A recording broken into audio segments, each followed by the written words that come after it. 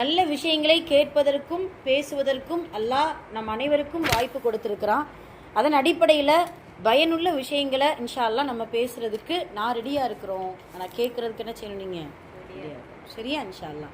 ஏன்னா ஒவ்வொரு நசீஹத்து கேட்கும் போதும் சும்மா ஏதோ சொல்லிட்டாங்க ஒரு அதாவது கதை மாதிரி. இப்போ கதை புத்தகம் என்ன செய்வோம் தெரியுமா? படிச்சுட்டு அந்த நேரம் மட்டும் நல்லா இருக்குது சூப்பர் அப்படின்னு சொல்லிட்டு அதை மூடி வச்சுட்டு போயிடுவோம். அப்படி தானே? நான் அது மாதிரி இருக்கக்கூடாது. எங்கேயுமே ஸ்கூல்லையும் சரி, உங்கள் ஸ்கூல்லலாம் பார்த்தீங்கன்னா மோட்டிவேட்டடு அதாவது ஸ்பீக்கர் அப்படின்னு சொல்லிட்டு சில பேர் கூப்பிட்டுட்டு வந்து பேச வைப்பாங்க. ஏன் தெரியுமா? இதுக்கு மோட்டிவேஷன் பண்ணுறதுக்கு. உங்களுக்கு நீங்கள் மறந்துடாதீங்க, நல்ல ஸ்டடியில் கவனம் செலுத்துங்க, உங்கள் ஃப்யூச்சரை வந்து நல்லா என்ன செய்யுங்க இன்ஷா அல்லாஹ் முன்னேற்றுங்க அப்படிங்கிறதுக்காக வந்து மோட்டிவேட்டடாக வந்து பேச வைப்பாங்க. அதுபோல தான் இந்த மதரசாவில் என்னெல்லாம் நம்ம உபதேசம் கேட்குறோமோ அதை நல்ல கவனமாக கேட்டு இன்ஷா அல்லாஹ் அதை இப்போயே இந்த மதரசாலே முடித்து மறந்துடக்கூடாது. அதை நம்மளுடைய வாழ்க்கை அந்த ட்ராவலில் என்ன செய்யணும் இன்ஷா அல்லாஹ் அதை கொண்டு வரணும். சரியா? சரி, இன்றைக்கி நம்ம எதை பற்றி பேச போகிறோம் அப்படின்னு சொன்னால், இன்றைக்கி குழந்தைகள் தினம். அப்படி தானே? Children's day. ஸ்கூல்லலாம் உங்களுக்கு விஷ் பண்ணியிருப்பாங்கல்ல, பண்ணாங்களா? சாக்லேட் கொடுத்தாங்களா? இல்லையா? சோன் பப்படி கொடுத்தாங்களாக்கா? ஐயோடா. சரி, அல்ஹம்துலில்லாஹ். சரி, இப்போ நீங்கள் சில்ட்ரன்ஸ் டேக்கு எல்லாரும் விஷ் பண்ணியிருக்கிறாங்க, சாக்லேட் கொடுத்துருக்குறாங்க. நான் இன்றைக்கி உங்களுக்கு என்ன கொடுக்க போகிறோம் அப்படின்னு சொன்னால், இருங்களா, என்ன கொடுக்க போகிறோம் அப்படின்னு சொன்னால், சில விஷயத்துக்கு நீங்கள் எஸ் சொல்லணும், சில விஷயத்துக்கு நீங்கள் நோ சொல்லணும். சரியா இன்ஷா அல்லாஹ்? எந்தெந்த விஷயத்துக்கு நீங்கள் எஸ் சொல்ல போகிறீங்க இன்ஷா அல்லாஹ் ஃப்யூச்சர்லையும் சரி இப்பயும் சரி. ஏன்னா அந்த நான் சொல்லக்கூடிய விஷயத்தில் சில நேரம் அது எஸ் சொல்லவே முடியாது, சில நேரம் சில விஷயத்துக்கு நோ சொல்லவே முடியாது. அது உங்களுடைய தவறு ஒரு பக்கம் இருந்தாலும், சின்ன வயசுலேருந்தே நீங்கள் சில்ட்ரன்ஸ் டே எந்த அளவுக்கு நீங்கள் கொண்டாடிட்டே இருக்கீங்களோ அது வரைக்கும் என்ன செய்யணும்? கரெக்டாக அந்த பருவத்தை கரெக்டான முறையில் பயன்படுத்திக்கிறணும். சரியா? இப்போது ஒரு வழி காமிக்கிறாங்க அப்படின்னா அந்த வழியில் நல்ல முறையில் என்ன செய்யணும் இன்ஷா அல்லாஹ் பயணிக்கணும். இப்போ உதாரணமாக நீங்கள் புக்கு படிக்கிறீங்கன்னு நினச்சிக்கோயேன். இந்த உலகத்திலேயே ரொம்ப சிறந்த புக் என்ன தெரியுமா? எந்த புக்கு? குரான். நம்ம குரான்ட்டு நம்ம இருக்கிறதுனால குரான் சொல்லிக்கிறோம். இப்போ பொதுவாக ஸ்டூடெண்ட்ஸ்கிட்ட கேட்டோம்னு நினச்சிக்கோங்க, ஸ்கூல்லேயே கேட்குறான் குரான் தான் சொல்லுவீங்க? சொல்ல முடியுமா? ஓகே, ஸ்கூல் புக்குன்னு சொல்லிடுறது. ஏன்னா மாட்டிக்காமல் அப்படி தப்பிச்சுக்கலாம்ல, அந்த மாதிரி. நீங்கள் நல்லா கவனிச்சுக்கோங்க, இப்போ சொல்கிறத நல்லா கவனிக்கணும். உலகத்திலேயே சிறந்த நூல் என்ன அப்படின்னு சொன்னால், நீங்கள் என்னன்னா நீங்கள் புக்கை புரட்டுவது. எத்தனையோ புக்கை நம்ம என்ன செய்வோம்? புரட்டுவோம். எந்தெந்த புக்கை புரட்டுறீங்களோ அதெல்லாம் சிறந்த நூட்கள் கிடையாது. உங்களை அந்த புக்கு புரட்ட வைக்கிது பாருங்க, அதுதான் சிறந்த நூல். நான் சொல்கிறது புரியுதா உங்களுக்கு? என்ன புரியுது? உங்களுடைய ஸ்கூல் படிப்பு இந்த பார்த்தீங்கன்னா இப்போ சப்ஜெக்ட் சரி, இப்போ கெமிஸ்ட்ரி புக்கு, பயாலஜி புக்கெலாம் என்னது? அடுத்த பேஜ் திறக்கிறதுக்கு மனசு வருமா? சில நேரம் வராது. அது இன்ட்ரெஸ்டோட படித்தா, புரியுதுங்களா? வரணும், அது வந்து தான் ஆகணும் இன்ஷா அல்லாஹ். சரியா? அப்போது சிறந்த புக்காக நம்ம தேர்ந்தெடுக்கிறத விட அந்த புக்கு நமக்கு வந்து நிறைய விஷயங்கள் கற்றுக் கொடுக்கும். நீங்கள் ஸ்கூல் படிக்கக்கூடிய அந்த புக்காக இருந்தாலும் சரி, மதரசாவுடைய புக்குகளாக இருந்தாலும் சரி, புத்தகம் என்றாலே சிறந்ததாக தான் இருக்கணும். அப்படி சிறந்த புக்கை நாம் என்ன செய்யணும் இன்ஷா அல்லாஹ் தேர்ந்தெடுத்து இன்ட்ரெஸ்டோடு படிக்கணும். இப்போ நம்மளுடைய அந்த வாழ்க்கையவே அந்த புக்கை என்ன செய்யணும்? புரட்டி போடுற அளவுக்கு நம்மளுடைய ஸ்டடீஸ் இருக்கணும் அப்படிங்கிறத கவனத்தில் எடுத்துக்கிறோம். சரி, இப்போ நம்ம தலைப்புக்குள்ளே வருவோம். எந்தெந்த விஷயத்துக்கு நீ நோ சொல்ல போகிற அப்படின்னு சொன்னால், ஃபஸ்ட்டு எதுக்கு நோ சொல்லணும்? ஃபஸ்ட்டு எதுக்கு நோ சொல்லணும்? இந்த செல்ஃபோனுக்கு நோ சொல்லணும் இன்ஷா அல்லாஹ். இப்போ வீட்டிலலாம் வந்து சில பேருக்கு அனுமதி உண்டு, சில பேருக்கு இந்த ஃபோனை வந்து நம்ம பேரண்ட்ஸ் நம்ம சில பேரை வந்து கைட் பண்ணி வச்சுருப்பாங்க. அதாவது நீ இந்த நேரத்தில் தான் ஃபோன் என்ன செய்யணும், பார்க்கணும், இதுதான் நீ ஸ்டடிக்காக மட்டும்தான் எடுக்கணும் அப்படின்ட்டு சில பேருக்கு நமக்கு சொல்லி கொடுத்துருப்பாங்க. சில பேருக்கு லூஸில் விட்டுறது, என்ன வேணாலும் பண்ணு, தொந்தரவு தாங்க முடியலை அப்படின்னு நம்ம என்ன செய்வோம்? நச்சரித்து என்ன செஞ்சிடறது? இந்த ஃபோனை வாங்கி பார்த்துட்ருப்போம். அதை மட்டும் நல்ல கவனத்தில் எடுத்துக்கோங்க. இந்த ஃபோனுக்கு அடிக்கடி நீ நோ சொல்லி பழகிக்கிறணும். இப்போ வந்து நம்ம பேரண்ட்ஸுடைய கட்டுப்பாட்டில் இருக்கிறதெல்லாம் அவங்களுடைய பேச்சை கேட்குறோம். இனிமே இன்ஷா அல்லாஹ் அடுத்த லெவலுக்கு நீங்கள் போக போகிறீங்க, காலேஜ் போகிறீங்க, தனியாக காலேஜில் சேர போகிறீங்க. நம்ம பேரண்ட்ஸுடைய அந்த அரவணைப்பு இல்லாமல் வேறு எங்கேயும் நம்ம என்ன செய்ய போகிறோம்? படிக்க போகிறோம். அந்த மாதிரியான ஃபீல்டுக்குள்ளே நீங்கள் போகும்போது இது உங்களை அதாவது அடிமைப்படுத்த ஆரம்பிக்கும். அடிக்ட் ஆக ஆரம்பிக்கும். இந்த ஃபோன் நம்மளை அடிக்ட் ஆக்க ஆரம்பிக்கும். இப்போ நம்ம என்ன செய்யணும்? சில விஷயத்துக்கு இதுக்கு நோ சொல்லணும். நோ, இந்த நேரத்தில் நான் உன்னை தொடமாட்டேன். அதாவது ஒரு சில நேரம் என்னென்னா பைத்தியம் மாதிரி பேசி பழகுங்க, தப்பு இல்லை. என்னென்னா இந்த ஃபோனை பார்த்தே நம்ம பேசணும். இப்போ புக்கை எடுக்கிறேன்னு நினச்சிக்கோ, நான் இந்த ஒரு குரானே எடுக்கிறேன்னு நினச்சிக்கோ. சரி, குரான் வேண்டாம், வேறு புக்கை எடுக்கிறேன், உங்களுடைய சப்ஜெக்ட் புக்கை எடுங்க. இப்போ மேக்ஸ் புக் எடுக்கிங்க, எடுத்து பார்த்த உடனே அப்படியே தலை சுற்றும். அப்போ நீ என்ன செய்ய? ஏய் அமைதியாக படிப்பேன் ஒன்று.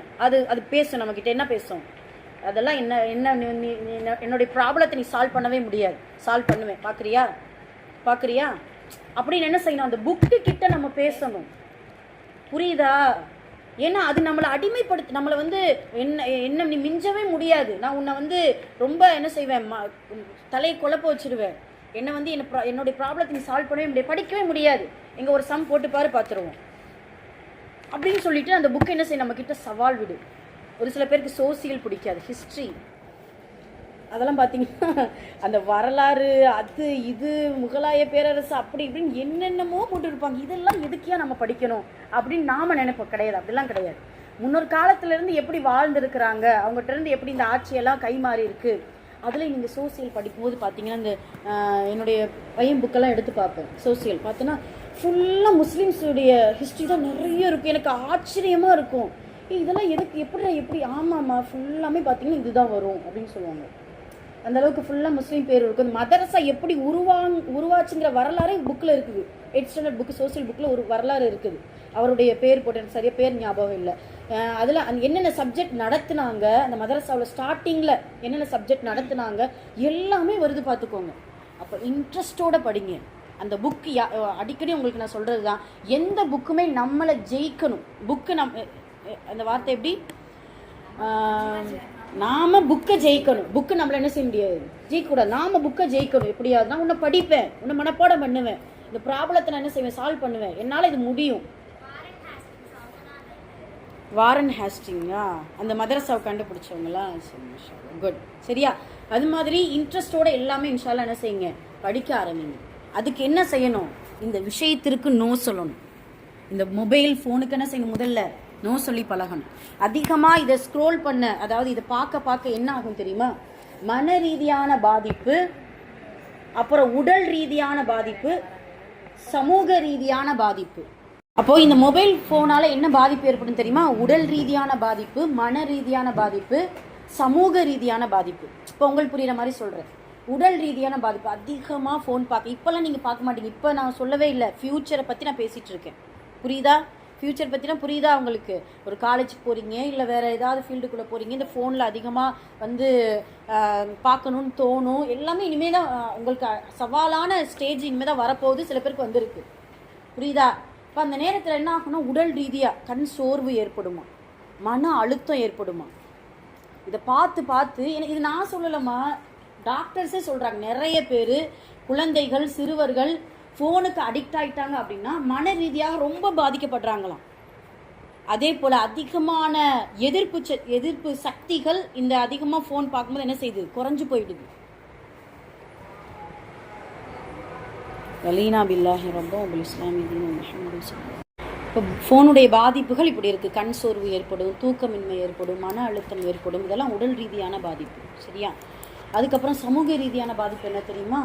அதிகமாக ரிலேஷன்ஷிப் கட் ஆகிடும். அதாவது பேரண்ட்ஸ் கிட்ட பேசக்கூடிய அந்த நேரம், அப்புறம் மற்றவங்ககிட்ட ஹியூமன், அதாவது மனிதர்கள்ட்ட பேசக்கூடிய நேரமே என்ன ஆயிடும், இல்லாமல் போயிடும். அப்படி தானே இருக்குது. இப்போ பாருங்கள், ஒரு வீட்டுக்குள்ளே போய் சலாம் சொல்லி உள்ளே போனோம்னா அம்மா ஒரு பக்கம் ஃபோனு, அத்தா ஒரு பக்கம் டிவி, இன்னும் புள்ள பார்த்தீங்கன்னா அது ஒரு டேப் வச்சு என்ன செஞ்சிட்ருக்கு, விளையாண்டுட்டு இருக்குது. சுச்சுவேஷன் இப்போ இப்படி தான் நடந்துகிட்ருக்குது. அதனால் எல்லாம் பாதுகாக்கணும். அதனால் இந்த ஃபோனுக்கு முதல்ல என்ன செய்யணும், நோ சொல்லிக்கோங்க. அடிக்கடி வரும். நீங்கள் ஸ்டடிக்காக எடுப்பீங்க, ஆனால் எடுக்கும்பொழுது சில விஷயங்கள் என்ன செய்யும், உங்களை மைண்டை டிவைட் பண்ணுறதுக்கே பார்த்தீங்கன்னா இதில் நிறைய ஸ்கேம் நடந்துகிட்ருக்குது. எல்லாம் பாதுகாக்கணும். அதனால் இன்ஷா அல்லாஹ் முடிந்த அளவு நீங்கள் தனிமையில் இருந்தாலும் சரி, எல்லாருடைய மத்தியில் இருந்தாலும் சரி, இந்த ஃபோனை நல்ல முறையில் உபயோகப்படுத்துங்க. ஏன்னா இந்த ஃபோன் இல்லாமல் உங்களால் படிக்க முடியாது. அப்படி தானே? இது இல்லைன்னா ஒன்றும் செய்ய முடியாத சுச்சுவேஷனில் நம்ம இருக்கிறோம் அப்படின்னா அதுக்கு தகுந்த நம்ம என்ன செய்ய நடந்துக்கிறோம். முதல்ல நீங்கள் சொல்கிறது இந்த ஃபோனுக்கு தான் நோ. அதுக்கப்புறம் இது ஒரு குட்டி ஷைத்தான் அப்படின்னு வச்சாலுமே வீட்டில் ஒரு பெரிய ஷைத்தான் மாட்டி வச்சுருப்போம். எல்லோரும் வீட்டில் எல்லாம் வாங்கி பாதுகாக்கப்பட்டு மாட்டி வச்சுருப்போம். சரியா?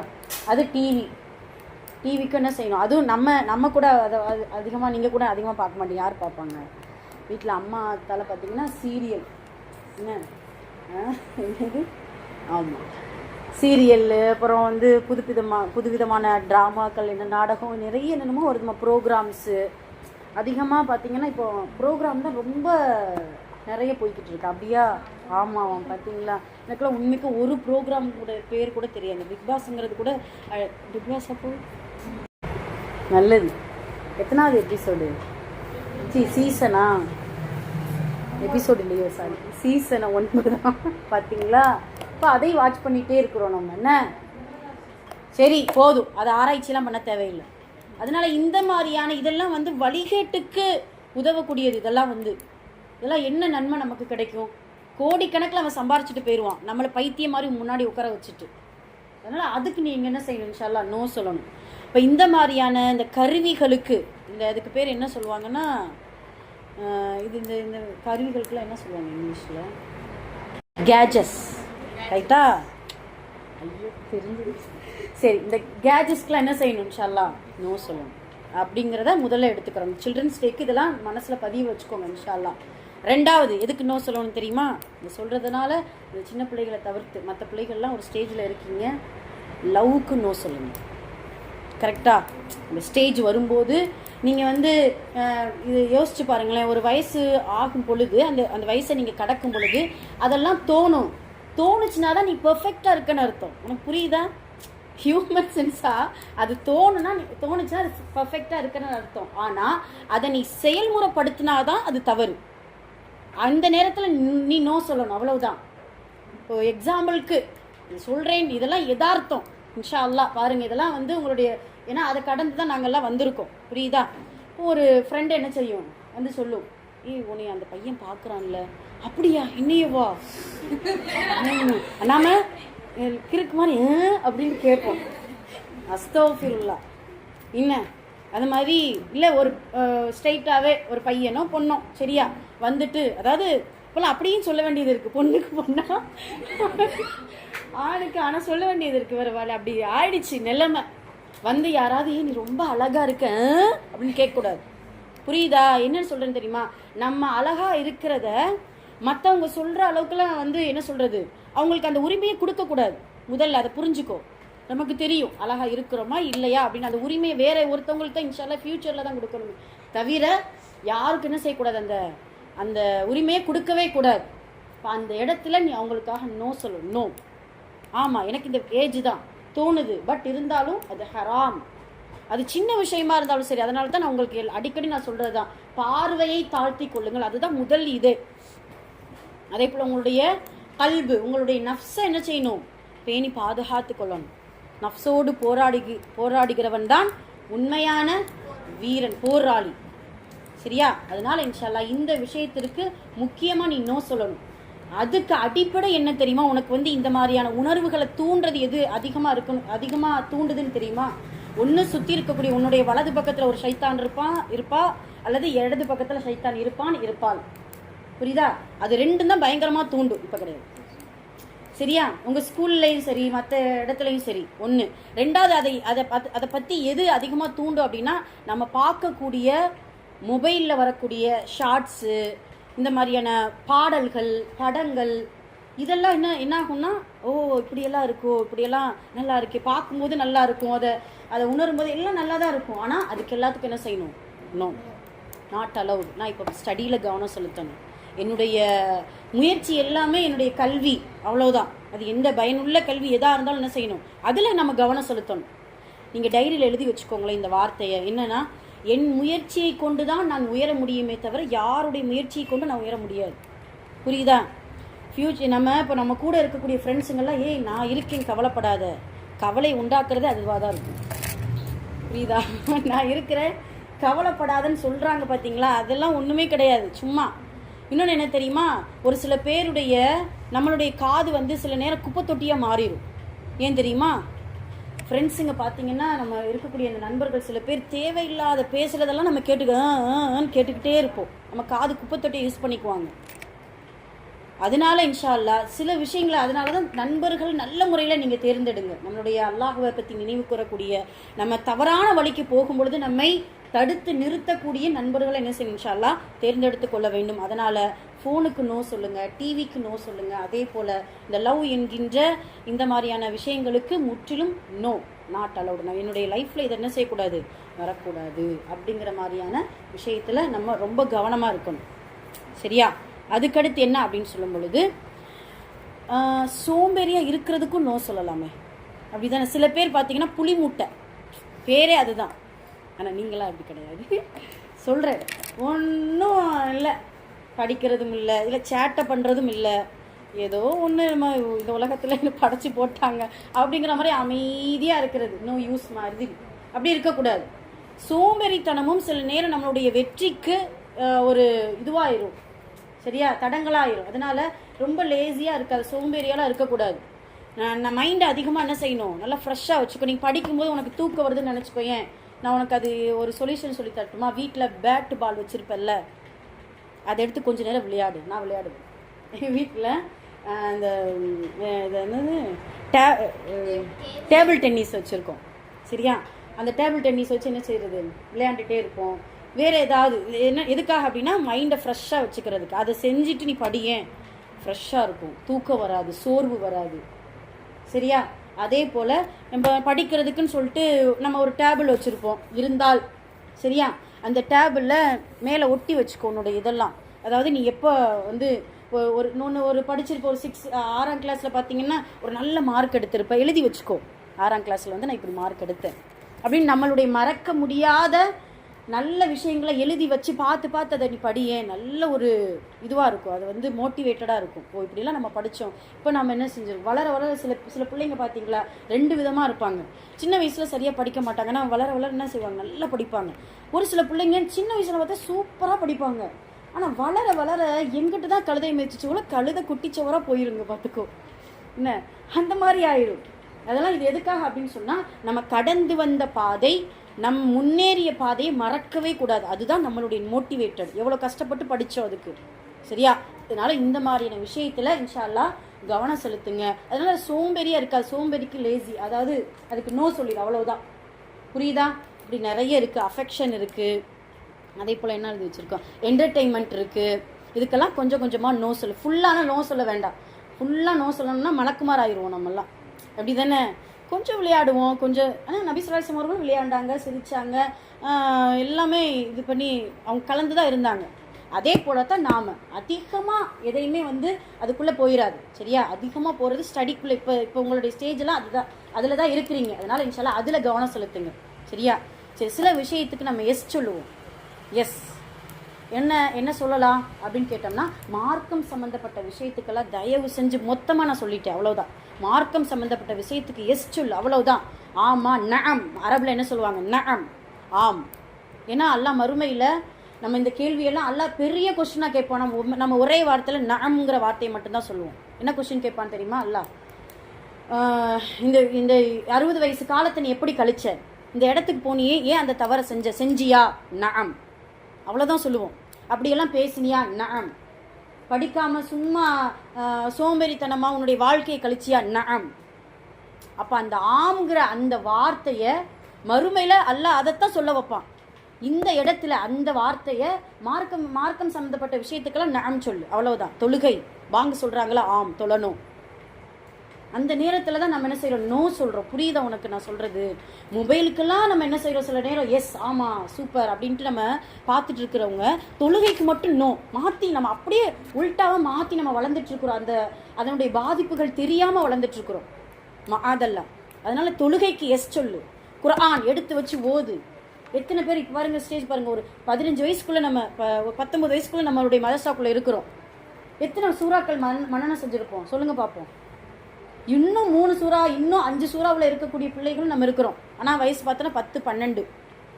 கூடயே இருக்குது. 10th +1 படிக்கிற பிள்ளைகளுக்கெல்லாம் சூறாவெல்லாம் மறந்து போயிடுது. ஏன்னா ஸ்டடிக்குள்ளே ஸ்டடி படிங்கிற மாதிரி படிக்கவும் செய்கிறோம், அதையும் இது பண்ணுறோம். ஏன்னா இறைவன் கொடுக்கக்கூடிய 24 மணி நேரத்தை நபிமார்களுக்கு அதைத்தான் அல்லாஹ் கொடுத்தா, சஹாபாக்களும் அதைத்தான் அல்லாஹ் கொடுத்தா. இந்த நம்மலாம் ஷாஃபி இமாம் புகாரிலாம் நம்ம பேசுகிறோம்ல, அவங்களுக்குலாம் எல்லாம் 48 மணி நேரம் நம்ம கொடுத்தா, 24 மணி நேரம் தானே கொடுத்தா. இப்போ அவங்கள நாம தான் நம்ம டைம் என்ன செய்யணும் இன்ஷா அல்லாஹ் எடுத்துக்கிறோம். புரியுதா? அதனால் மார்க்கம் சம்மந்தப்பட்ட விஷயங்கள், தொழுகை, குர்ஆன் ஓதுவது, திக்ரு செய்வது, நல்லுபதேசம் கேட்பது, இன்னும் நல்ல விஷயங்களை சொல்வது, இது எல்லாத்துக்கும் எஸ் சொல்லலாமா இன்ஷா அல்லாஹ்? சொல்லலாமா? நான் சொல்கிறதெல்லாம் புரியுதா? அதனால் இன்ஷா அல்லாஹ் நீ இந்த 2 வார்த்தை தான் உன்னுடைய வாழ்க்கையவே மாற்ற போகுது. Yes or no. எதுக்கெல்லாம் நீ எஸ் சொல்கிறியோ அதெல்லாம் உனக்கு வெற்றியாக ஆகும். ஆனால் எஸ் சொல்லக்கூடிய விஷயத்த கவனமாக இருக்கணும், அது நமக்கு பயனுள்ளதாக இருக்கணும், அது பாதிப்பை ஏற்படுத்தக்கூடாது இம்மையிலையும் மறுமையிலையும். புரியுதா? அதனால் இன்ஷா அல்லாஹ் புரிஞ்சிச்சு நம்ம சொன்னதெல்லாம். அதனால் குர்ஆன், தொழுகை, திக்ரு, மதரசா, பெற்றோர்கள் ஸ்கில் வளர்த்துக்கோ அதிகமாக. ஸ்டடி ஒரு பக்கம் இருந்தாலும் ஸ்கில்னா என்ன செய்யலாம், எக்ஸ்ட்ரா அந்த விஷயம் இதெல்லாம் என்ன செஞ்சுக்கிறணும், வளர்த்துக்கிறணும். டைம் மட்டும் நீ வேஸ்ட் பண்ணாத அதிகமாக. இந்த இன்றைக்கெல்லாம் ஒரு முதியவருடைய வரலாறாக பார்த்தேன். அதாவது அவங்க அம்மா வந்து பார்த்தோன்னா டைப் கிளாஸ்க்கு போக சொல்லுவாங்களாம். அது பார்த்தீங்கன்னா அவருக்கு ஒரு 85 வயசு. டைப் கிளாஸ்க்கு சின்ன வயசில் போக சொல்லுவாங்களா. வேண்டா வருப்பா, ஐயோ இந்த அம்மா தொந்தரவு தாங்க முடியலைன்னு சொல்லிட்டு டைப் படிக்க கற்றுக்கிட்டாராம்.